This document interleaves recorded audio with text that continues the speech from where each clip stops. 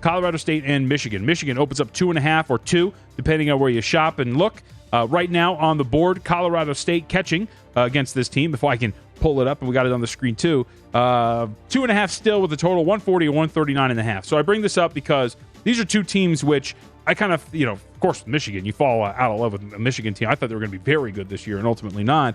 But Michigan, any better defensively, do you think? In Big Ten play, they were 11th in defensive efficiency. Opponents posted a 52.4% effective field goal percentage. They hit 53.1% of their attempts inside. And while Colorado State can be a really electric offensive team, this is the best offensive team in the Mountain West, their offense fell down the stretch. They weren't very efficient offensively here at the Thomas & Mack Center during the Mountain West Conference tournament, and they weren't really covering numbers down the stretch either. So I think these are two teams that I am not really fond of taking on one another in a 6-11 matchup. I really like Michigan in this one, and no bias there for the Big Ten, but I'm going to tell you the problem is, as good as David Roddy has been, and I think he's had a tremendous career, Stevens has really shot the ball well. JVT, the problem for me is I don't think Roddy, if he's matched up in a situation against Dickinson, he's going to have to live on the perimeter, Correct. Which he's capable of doing. But if you go in that post, he's got to shoot over a statue. That is not going to be easy. Hunter Dickinson, I don't think TV does him justice in terms of how big he is until you see him in person. And you look at Diabite in terms of this Michigan team, 6'11", they've got length. That's going to be a problem. This is where sometimes I get concerned on these short lines with some of these mid-major programs against a team that they're probably equal to in terms of how well they've played. Colorado State's been terrific, but I think Michigan could potentially, with their experience with Eli Brooks in that backcourt, I think that could be the difference in this one. I like the Wolverines here. Yeah, Roddy's an interesting cat because he can operate down low, but he's also a 45% shooter from three. And so do you start to see him pull guys out to the perimeter and more operate like that? He's more comfortable a little bit down low. Actually ended up finishing in terms of individual offensive rating 132nd in the country in terms of individual players.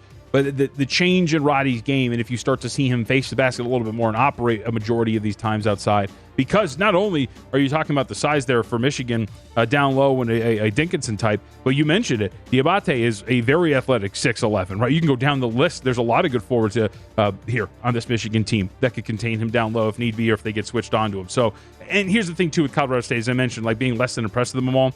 San Diego State's a good defensive team, but you only scored 58 against them. In the round before that, you took on Utah State. You barely got by them there. You scored 53 against Utah State, who, they're a fine defensive team, but really struggled in an ugly game against the Aggies. And just still, when you talk about some of these results down the stretch for Colorado State, not really covering numbers, being a little overvalued by the market. I like the team, but they haven't been shooting the ball very well. And we haven't even mentioned, they have David Roddy. Isaiah Stevens is a very good guard, too. But you wonder if he gets swallowed up by some of the bigger backcourt plays you're going to see there, too. Yeah, but I like Stevens' quickness. Yeah. He's really got a good, quick release. He can shoot the basketball well. I'm not as concerned about that.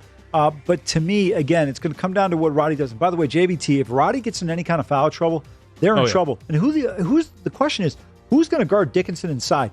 You look in the Big Ten half the time. It's like Bogart himself, against the basket and just getting the layup. It's going to be an interesting challenge here.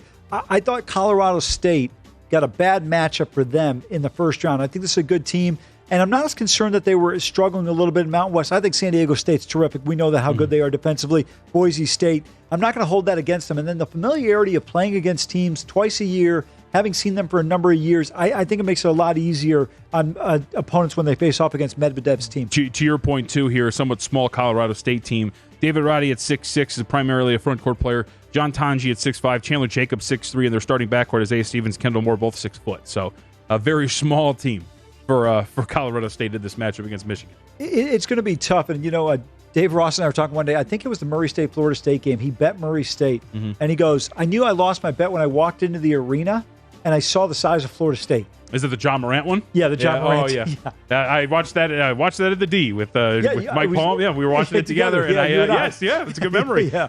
Get prepared for all the madness with VSiN's tournament betting guide, daily best bet emails, plus full access to VSiN through April 5th for only $19 at VSiN.com/madness.